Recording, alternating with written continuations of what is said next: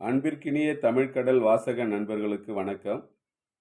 அடுத்து நம்ம பார்க்க போகிற வீடியோ 10ஆம் வகுப்பு இயல் 2ல் இருக்கக்கூடிய பரிபாடல் என்ற பகுதி. இந்த பாடலை எழுதினவர் கீரந்தையார். இந்த பாடல் எதை பற்றி சொல்லியிருக்கு அப்படின்னா, உலகம் எப்படி தோன்றியது அல்லது இந்த பூமி எப்படி உருவானது என்பதை தான் இந்த பரிபாடல் சொல்லியிருக்கு. விசும்பின் ஊழி ஊழ் ஊழ் செல்ல கருவளர் வானர்த்து இசையின் தோன்றி உரு அறிவரா ஒன்றன் ஊழியும் உந்துவழி கிளர்ந்த ஊழி ஊழ் ஊழியும் செந்தி சுடரிய ஊழியும் பணியோடு தன்பெயல் தலைய ஊழியும்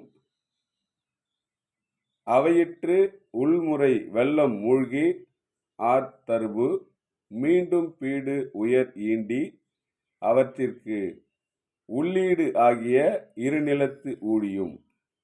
பாடலடி 2, அதில் 4வது அடியிலிருந்து 12வது அடி வரையில் கொடுக்கப்பட்டிருக்கு. இந்த பாடலை நீங்கள் படிச்சுக்கணும். பாடலில் இருக்கக்கூடிய அறிஞர் பொருள், பாடலில் இருக்கக்கூடிய இலக்கண குறிப்பு, பாடலில் இருக்கக்கூடிய எதுகை மோனை இயைபு அளபடை ஓமை இதெல்லாம் கேட்பாங்க. அது மட்டும் இல்லாமல் தன்பெயல் தலைய ஊழியும் என்று குறிப்பிடும் நூல் எது அப்படின்னு அந்த பாடலடிகளை கொடுத்துட்டு கூட வினாக்கள் கேட்கலாம். இது எல்லாத்தையும் நாம் தெரிஞ்சு வைத்துக்கொள்ள வேண்டியது அவசியம். சொல்லும் பொருளும் அப்படின்னு பார்த்தீங்கன்னா, விசும்பு அப்படின்னா வானம், ஊழி அப்படின்னா யுகம், ஊழ் அப்படின்னா முறை, அது புள்ளி விடுபட்டிருக்கு. ஊழ் என்பது முறை, தன்பெயல் அப்படி என்பது குளிர்ந்த மழை, ஆர்த்தருபு வெள்ளத்தில் மூழ்கி கிடந்த அப்படின்னு அர்த்தம், பீடு அப்படின்னா சிறப்பு, ஈண்டி அப்படின்னா செறிந்து திரண்டு அப்படின்னு அர்த்தம்.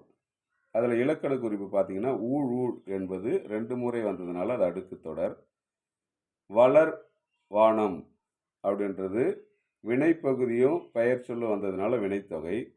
செந்தி பண்பை உணர்த்தி வர்றதுனால இது பண்புத்தொகை. வாரா அது வாராத என்பது ஈறுகட்ட எதிர்மறை பெயரெச்சம்.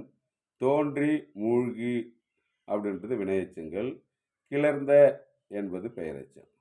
இதில் பகுபத உறுப்பிலக்கணம் பார்த்தீங்கன்னா, கிளர்ந்த, கிளர் என்பது பகுதி, இத்து சந்தி, இந்து ஆனது விகாரம், இத்து தான் இந்த மாறி போச்சு, அதனால் இந்து ஆனது விகாரம், இத்து இறந்த கால இடைநிலை, ஆ பெயரெச்ச விகுதி. அடுத்து நூல்வெளி. நூல்வெளியில் பார்த்தீங்கன்னா, பரிபாடல் 8 தொகை நூல்களில் ஒன்று.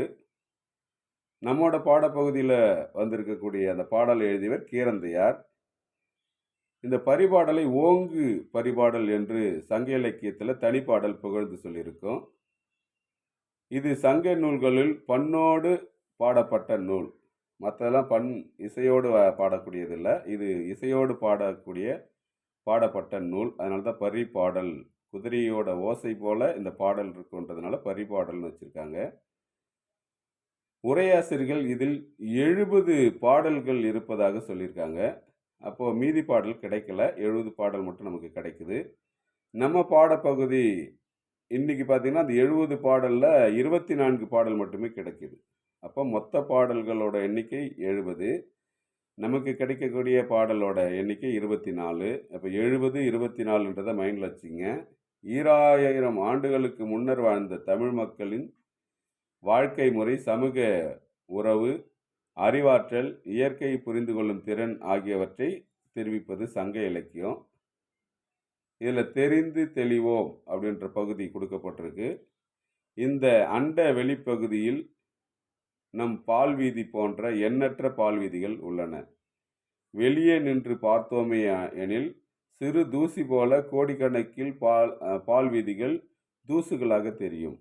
அமெரிக்க வானியல் வல்லுநர் எட்வின் ஹாப்பில் என்பவர் 1924 பால்வீதி போன்ற பல பால்வீதிகள் இருக்கிறத நிரூபிச்சிருக்காரு. 1300 ஆண்டுகளுக்கு முன்பு மாணிக்க வாசகர் திரு அண்டப்பகுதி எப்படி இருக்கும் அப்படின்றத எழுதியிருக்காரு. அண்டப்பகுதியில் உண்டை பிறக்கும், சிறிய ஆக பெரியோன் தெரியும். அதாவது சின்ன சின்னதா அப்படி தெரியும். அண்டப்பகுதியில் உண்டை பிறக்கும். அண்டம் அப்படின்றது அது. அதில் உண்டை என்பது பூமியை சொல்றாரு.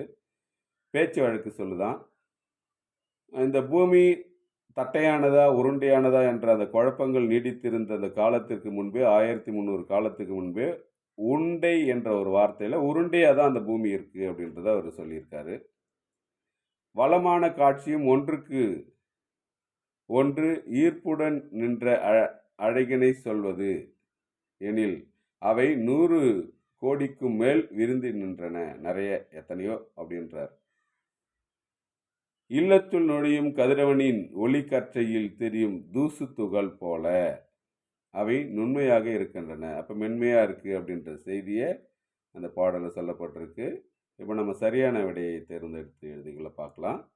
பரிபாடல் அடியில் விசும்பும் இசையும் என்னும் தொடர் எதனை குறிக்கிறது அப்படின்னா, விசும்பு வானம், இசை என்பது பேரொளி. 8 தொகை நூல்களில் ஒன்று அது பரிபாடல். இதுவரை நமக்கு கிடைத்துள்ள பரிபாடல்களோட பாடல் எண்ணிக்கைன்னா 24. விசும்பின் ஊழி என தொடங்கும் பாடலை எழுதியவர் கீரந்தையார்.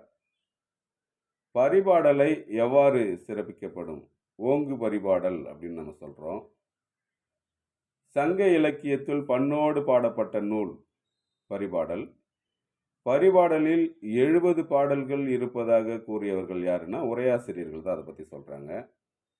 எட்வின் ஹப்பில் என்பவர் யார் அப்படின்னு கேள்வி கேட்கப்பட்டிருக்கு. அமெரிக்க வானியல் அறிஞர். எட்வின் ஹப்பில் எந்த ஆண்டு அதாவது நம்முடைய பால்வீதி போன்று எண்ணற்ற பால்வீதிகள் உள்ளன என்று நிரூபித்தார் அப்படின்னா 1924. அண்டப்பகுதியில் உண்டை பிறக்கும் என்று குறிப்பிடும் நூல் திருவாசகம்.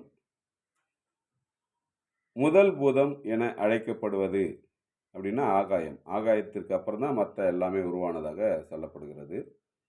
கருவளர் வானத்து இசையில் தோன்றி உரு அரி வாரா ஒன்றி ஊழியும். இதில் வரக்கூடிய இலக்கிய நயம் எதுனா எதுகை. ஏன்னா கருவளர் உரு அரி இதில் 2வது எழுத்து 2 அடிகளில் ஒன்றி வந்திருக்கு, அதனால் அது எதுகை. பாடலின் புவிக்கு, அதாவது பரிபாடலில் புவிக்கு ஓமையாக சொல்லப்பட்ட ஊழி எது அப்படின்னு பார்த்தா நெருப்பு பந்து அப்படின்றார். பூமியை பரிபாடல் என்ன சொல்லுதுன்னா நெருப்பு பந்தாக வந்து அப்படின்னு சொல்லப்படுகிறது. கீழ்கண்டவற்றுள் நெருப்பு பந்தாக வந்து குளிர்ந்தது எது அப்படின்னா பூமி. விசும்பு என்பதன் பொருள் வானம். ஊழி என்பதன் பொருள் யுகம். ஊழ் என்பதன் பொருள் முறை. ஆர்தருபு என்பதன் பொருள் வெள்ளத்தில் மூழ்கி கிடந்த அப்படின்னு அர்த்தம். 1300 ஆண்டுகளுக்கு முன்னரே திரு அண்ட பகுதி பற்றி பேசியவர் யாருன்னா மாணிக்க வாசகர். குளிர்ந்த மழை என்னும் பொருள் தரும் சொல் எது அப்படின்னா தன் பெயல். ஆக இது போல அந்த பாடல் அடிகளையும் அதற்கான அறிஞர் பொருட்களையும் இலக்கண குறிப்புகளையும் தெரிந்து வச்சுக்கிட்டா கேட்கக்கூடிய வினாக்களுக்கு தெளிவான முறையில் நம்மளால் பதிலளிக்க முடியும். மீண்டும் அடுத்த காணொளியில் சந்திப்போம். நன்றி, வணக்கம்.